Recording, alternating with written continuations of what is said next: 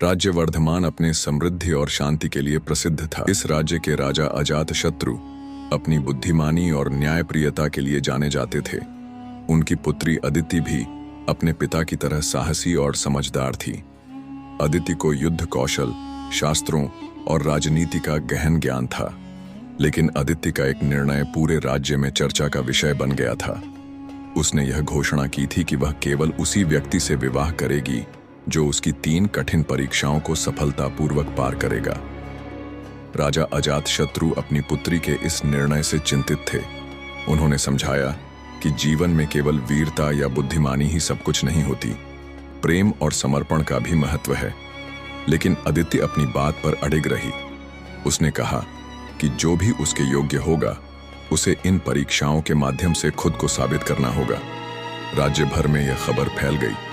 दूर दूर से राजकुमार और योद्धा अदिति का हाथ जीतने के लिए वर्धमान पहुंचे। पहली परीक्षा साहस का था। प्रत्याशियों को राज्य के सबसे घने जंगल से साहस का रत्न लाना था। यह जंगल खतरनाक जानवरों और कठिन रास्तों से भरा हुआ था।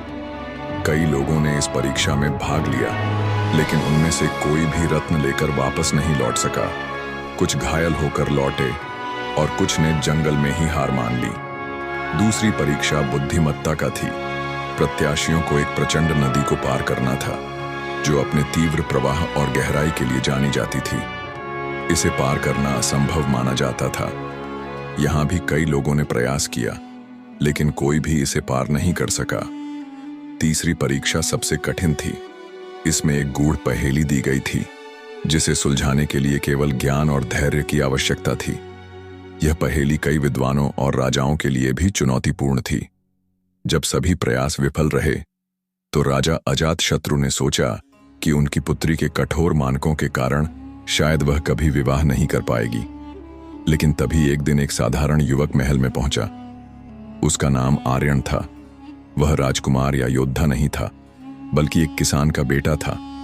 उसके कपड़े साधारण थे, लेकिन उसकी आंखों में आत्मविश्वास और होठों पर दृढ़ता थी। आर्यन ने राजा से निवेदन किया कि उसे भी इन परीक्षाओं में भाग लेने का अवसर दिया जाए। अदिति ने उसे देखकर थोड़ी नाराजगी से कहा, तुम जैसे साधारण व्यक्ति को लगता है कि तुम ये कठिन परीक्षाएं पार कर सकते हो। लेकिन आर्यन ने शांत स्वर में उत्तर दिया, कठिनाई से नहीं डरता और कोशिश किए बिना हार मानने में विश्वास नहीं करता। पहली परीक्षा में आर्यन ने अपनी सूझबूझ और साहस का परिचय दिया।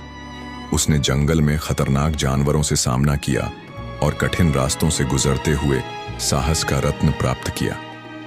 जब वह रत्न लेकर वापस लौटा तो सभी हैरान थे।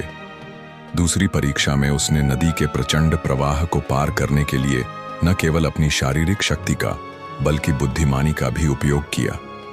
उसने पेड़ों की शाखाओं और रस्सियों से एक अस्थायी पुल बनाया और सुरक्षित रूप से नदी पार की। तीसरी परीक्षा में जब उसे पहेली दी गई, तो उसने धैर्यपूर्वक उसे सुलझाया।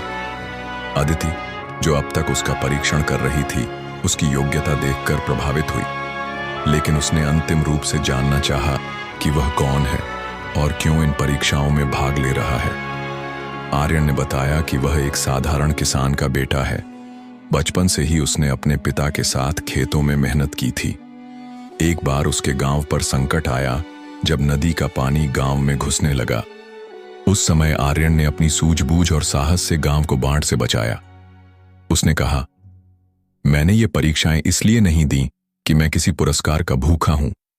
मैंने ये इसलिए दी क्योंकि मैं खुद को और दुनिया को यह दिखाना चाहता था कि साधारण लोग भी असाधारण कार्य कर सकते हैं। अदिति को अपनी कठोरता पर पछतावा हुआ। उसने महसूस किया कि सच्चा साहस और महानता जन्म या स्थिति का मोहताज नहीं होता। उसने राजा अजातशत्रु से कहा कि वह आर्यन से विवाह के लिए तैयार है। राजा भी आर्यन के गुणों से प्रभावित थे। अदिति और आर्यन का विवाह पूरे राज्य में बड़े उत्सव के साथ मनाया गया। समय के साथ अदिति ने आर्यन के साथ मिलकर राज्य का शासन संभाला। उन्होंने साबित किया कि योग्यता और विनम्रता का मेल किसी भी राज्य को नई ऊंचाइयों पर ले जा सकता है।